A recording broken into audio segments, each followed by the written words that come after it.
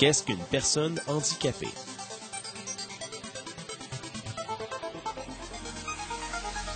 Il peut sembler facile de pouvoir répondre à cette question. Cette vidéo a pour but de vous aider à comprendre ce que peut vivre une personne handicapée et ce que nous pouvons faire pour les aider à mieux s'intégrer dans notre société.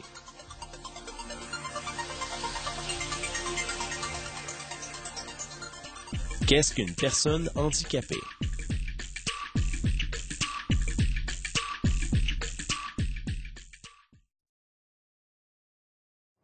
C'est une personne comme nous, c'est juste qu'il a une certaine déficience. Il est capable d'apprendre, il est capable de faire les mêmes choses que nous, juste qu'il est plus lent, ou il va apprendre plus lentement que nous. Pour moi, c'est une personne qui c'est sûr qu'il y a des problèmes. Je peux pas la considérer inférieure ni supérieure, je trouve juste que c'est différent. Pour moi, une personne handicapée, c'est quelqu'un qui a l'air très différente de moi au premier regard, sauf que si je regarde ça d'un autre côté, elle est plus semblable que différente. Parce que c'est une personne qui a des qualités et des défauts comme moi. Elle a des talents, des limites, comme tout le monde. Puis elle aime puis elle déteste certaines choses comme moi. En fait, je trouve que la seule vraie différence, c'est qu'une personne handicapée va rencontrer beaucoup d'obstacles dans son quotidien pour arriver à faire les mêmes choses que moi.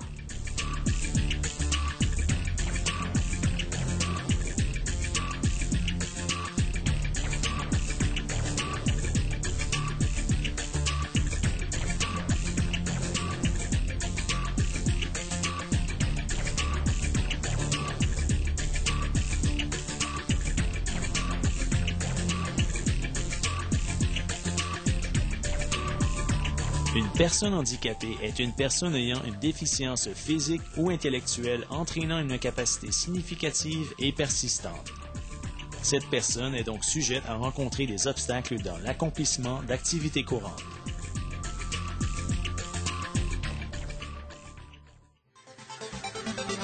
Et toi, en connais-tu des personnes handicapées?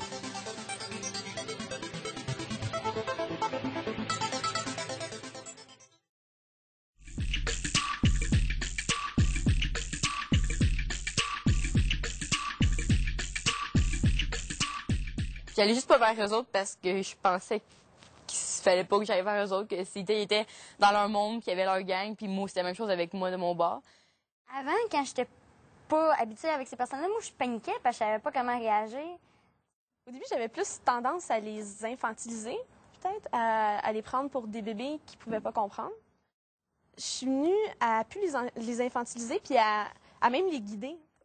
Ils veulent tout bien faire, mais des fois, c'est pas bon ce qu'ils font, mais ils veulent tellement bien faire qu'il faut que tu leur dises que c'est pas correct. Puis, tu sais, tout le monde dit il faut être ouvert, blablabla, moi, je suis ouverte, tout ça, mais quand ils se retrouvent à côté de ces personnes-là, ils sont pas si à l'aise que ça, finalement, puis c'est d'être capable d'en parler, je pense. Avant, je les connaissais pas, puis ils s'approchaient, puis je reculais un peu, j'étais sur mes gardes. Mais quand je les ai connus, là, ils viennent, je leur tape la main, on parle. Puis on parle des grosses discussions, des fois. C'est ça, au début, je chantais, j'avais un malaise, je parlais pas beaucoup. Je suis rendue plus capable de leur parler, comme si j'étais à côté, puis c'était correct. Je me sens plus à l'aise maintenant.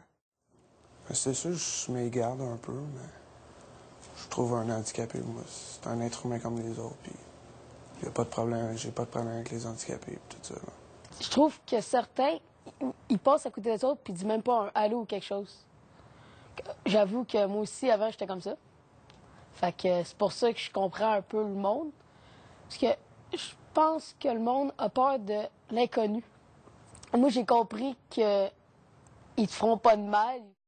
Moi, je dois dire que j'ai connu une petite fille déficiente. Puis, quand elle a de l'amour à donner, tu sais, il y a toujours des grosses caresses, puis tout. Puis il y en a beaucoup des déficients qui sont comme ça. Puis moi, je dois dire, quand j'étais petite, ça m'intimidait. C'était comme, c'était agressant un petit peu. C'est gênant d'arriver de but en blanc avec quelqu'un qui est pogné en chaise ou qui boite ou qui a de la misère à s'exprimer ou peu importe. C'est gênant parce que tu sais pas comment te conduire. Puis tu veux pas faire de gaffe, tu veux pas dire de conneries, tu sais pas comment la personne va réagir. Fait que la meilleure façon de pas te mettre les pieds dans les plats, c'est de pas t'en occuper. C'est l'ignorance qui nous fait faire des gaucheries, moi je dirais ça. Et toi, comment te sens-tu lorsque tu es en présence d'une personne handicapée?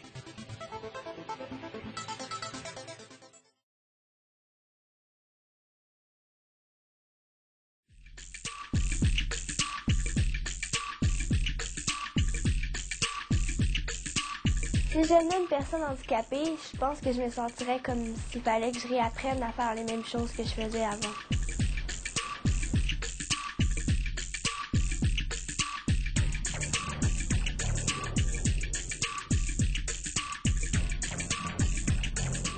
À l'école, il faisait toujours faire niaiser. Je me craitais, il me craitait mon gars la batterie, puis sida, puis tout ça. Puis il se faisait écœurer dans la classe. Mais moi, là, dans la classe, là, c'est des handicapés comme nous autres qu'on apprend pour améliorer de l'effectivité. Puis il fallait que moi, je me défende. Parce que j'avais une gang de gars, une gang de filles.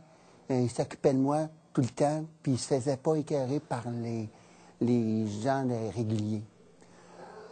Quand j'étais dans la classe, c'est une spécialité dans la classe. Tout le monde est handicapé, puis on apprend l'apprentissage de l'école. Puis il fallait que je me défende un peu. Ils faisaient niaiser, ils faisaient lancer des morceaux de déface partout. Ils m'ont déjà mis dans le garde-teneur de vidange, là, mais dedans les vidanges. Puis ma mère n'était pas vraiment contente. Il me faisait ça. Mais il dit, OK, c'est un apprentissage, il faut que je me défende.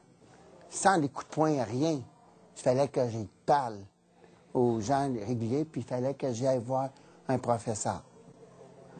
À part ça, ça va bien. Moi, j'ai appris à jouer au hockey quand j'étais petit. J'avais à peu près 6 ans, j'ai commencé à jouer au hockey sur glace.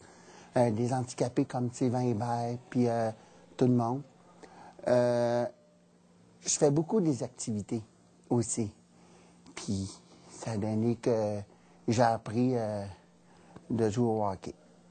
Moi, je recherche des handicapés. C'est comme des handicapés, c'est mes amis. Puis c'est le fun de faire des amis encore plus. Puis je connais tous les gens des handicapés. Puis des gens réguliers aussi. Une personne veut s'associer avec une personne handicapée parce que c'est pas une. C'est une autre vie, c'est un autre cercle d'amis si on vient à bout de s'entrouvrir.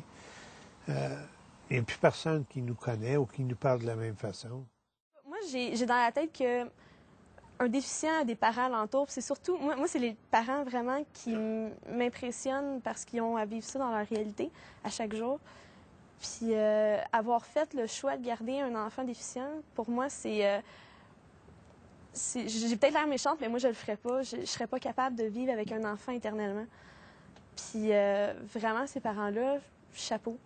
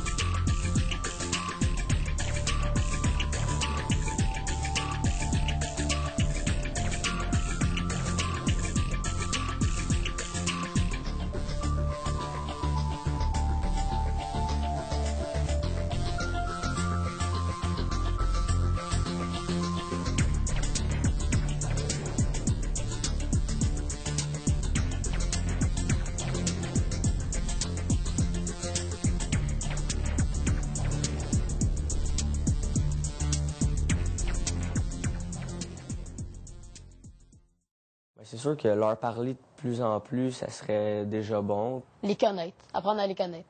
Je pense que, premièrement, les classes ne devraient pas être éloignées. Puis je trouve qu'ils devraient être proches des autres classes parce que sinon, on sent que peut-être qu'ils peuvent se sentir qu'ils sont à part. Arrêter d'avoir des préjugés contre eux. faut arrêter de les regarder comme ça, comme il y en a certains qui font. Il faut les prendre comme des personnes comme nous, puis il faut pas faire comme s'ils seraient à part. Il faut les intégrer avec nous, il faut faire des activités avec eux. Donc, il est important aussi pour intégrer les handicapés qu'on se respecte tel qu'on est avec nos limites. C'est-à-dire que si on n'aime pas se faire toucher, on n'a pas à accepter que juste parce qu'il est handicapé intellectuel, c'est correct, je vais le laisser faire. De respecter une certaine distance. Il y en a des fois qui ont tendance à entrer dans notre bulle, là, comme on dit, de ne pas gêner, de dire non, tu recules, ou ça fait 4 fois que tu me répètes la même chose, j'ai compris, je t'ai répondu une fois. Il faudrait que les gens se sentent à l'aise de dire ça. On peut le dire calmement, sans être bête, puis ils comprennent. En fait, c'est comme ça qu'ils comprennent le mieux quand on leur dit clairement. Et toi, qu'est-ce que tu peux faire pour aider les handicapés à mieux s'intégrer dans notre société?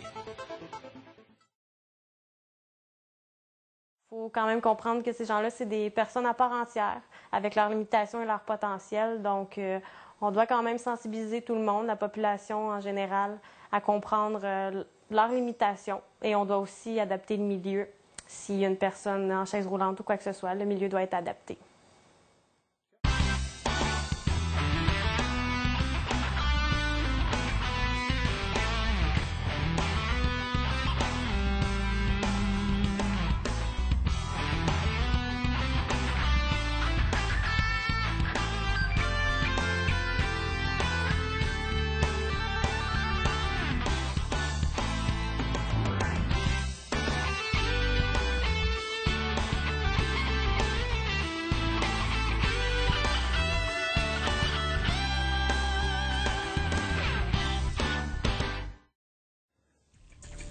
Comme tu peux voir, la personne handicapée n'est pas différente de toi.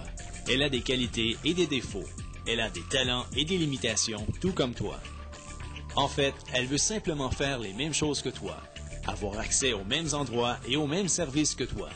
Elle a parfois de la difficulté à y arriver car elle rencontre de nombreux obstacles liés aux préjugés et au manque de connaissances, à la communication et à l'accessibilité de l'information, au manque d'accessibilité architecturale des lieux physiques, au manque d'accessibilité des programmes et services offerts dans le réseau. Pouvons-nous éliminer certains de ces obstacles? Qu'en penses-tu?